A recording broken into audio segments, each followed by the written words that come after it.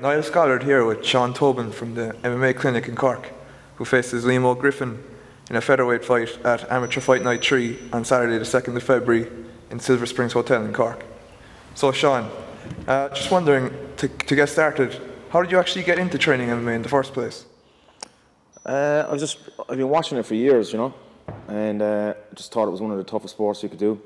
And I think it's broader for me to train when Ultimate Fighter started coming on. They started showing the guys everything they go through when they train and everything it takes, and it's so hard. I was like watching to try and train all aspects of mixed martial arts rather than just one discipline in boxing or something, So originally I just wanted to see if I could do it, and I came up to the gym here in the boxing clinic and just signed up, and then I just fell into the beginners classes and stuff. I trained 6 days a week straight off, and I just loved it and took to it, and I just wanted to straight away. Yeah, straight away.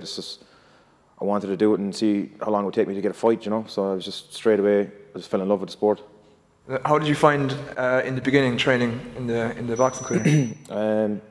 Hard. I think my first week, I remember I trained every day, and then the last session I did on Saturday morning. I remember getting home that Saturday evening, I could barely walk, and my legs were just dead. Even the Sunday morning, I was walking around like I was a cripple or something. And it was just using new muscles I'd never really used before. I was always in great shape. I always played soccer, and I worked out in the gym 4 or 5 times a week. It's just you're working new muscles. I was trying to do jiu-jitsu and sambo and judo and boxing. And I was just like, it was just so new to me. My body was just fucking, I couldn't believe what was going on. But after a week or two, it was normal. You get used to it. You had your first amateur fight for Cage Warriors here in Cork, in the Neptune. Tell us a little bit how that came about. I'd only been training here in the gym, I think just over 3.5 months. I was training for one of those MMA league competitions, and so I hadn't really been doing a whole lot of boxing or anything. And the Cage Warriors was on the following week after my MMA league, so I did the MMA league on the Saturday, and I just came into the gym. One of the guys from here was fighting on Cage Warriors, so I came in just to work out with him that day. And the guys from Cage Warriors were in here, Graham Boylan, and they were saying that one of the fighters pulled out, and it was at my weight, and they just offered me to fight. So I was like, talk to my coaches. If they say I'm good to go, I'll give it a shot. So I just took that fight in midweight. I had to lose 19 pounds that week on short notice. So it was a lot of weight. I'd never done it before even, and it was just a great experience just to get the fight. It's been great fighting for Cage Warriors in your first fight.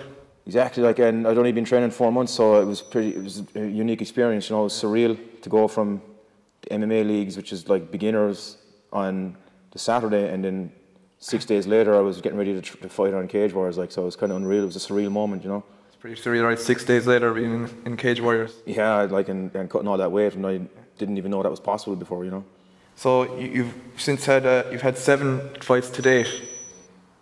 What would you say you've learned over the course of your fighting career, going from beginning in Cage Warriors to your next 6 fights after that?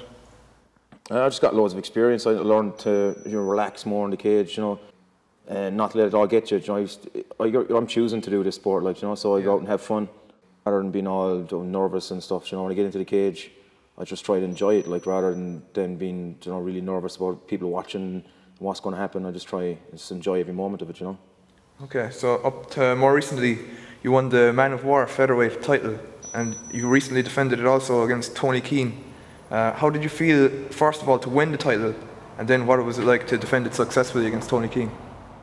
It was one of my biggest moments, winning the belt. To fighting an amateur was cool, and then to win a belt in your weight class at amateur, kind of shows what you've been doing. You've been working hard. It's kind of like a reward. I know I was going in the right direction if I'm able to win a belt. Just proved to me that I've been working hard, and it's just shows that it's been going pretty well. And to defend it was a pretty big deal. I fought Tony Keane, who was one of the toughest guys out there. So just to be able to get into the cage and fight a guy like that meant a lot to me. Just to be able to survive against a guy. He's a serious tough guy, and to get the win then was great. To defend my belt. So it just showed me that I'm kind of ready to move on to the next level. You've had some superb MMA coaches since you started. Can you tell us a little bit what it was like to work with those guys?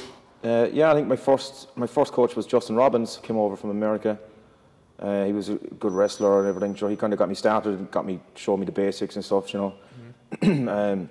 When he left in, Jay Kett came in and replaced him.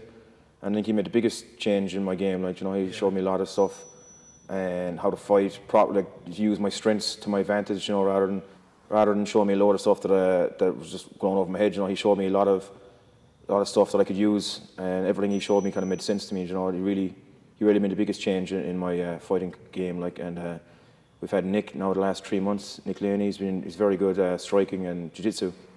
So again, it's just to have those three different types of coaches. You know, they've showed us different aspects. They've given us bits of their game. You know, so it's a good advantage to get all these different aspects from these different coaches that are coming over from America. You know. So moving on to your next fight, were you surprised when you got the offer to fight Liam Griffin?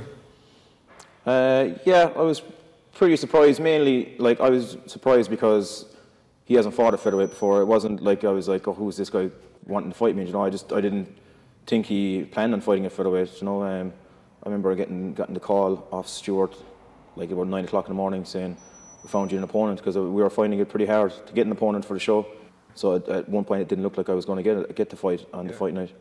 And he asked me he said, you've been approached to Liam Griffin wants to fight you, like, so he said, do you want to go for it? And I was like, yeah, sure. Like, I was only surprised because he's fought at, I think, welterweight and lightweight. I didn't think he planned on fighting at featherweight. But other than that, I think he's going to be a tough opponent. He's doing karate and martial arts his whole life. So and he's recently got a blue belt as well in jiu-jitsu. So I think it's going to be a tough fight. Like, people are saying I'm the favourite or something, like, or because I'm ranked one of the top amateurs at featherweight. But it's kind of hard to be ranked at featherweight if you haven't fought at featherweight before, you know. So I think he could be one of the tough guys there as well. You know, it's going to be a tough fight.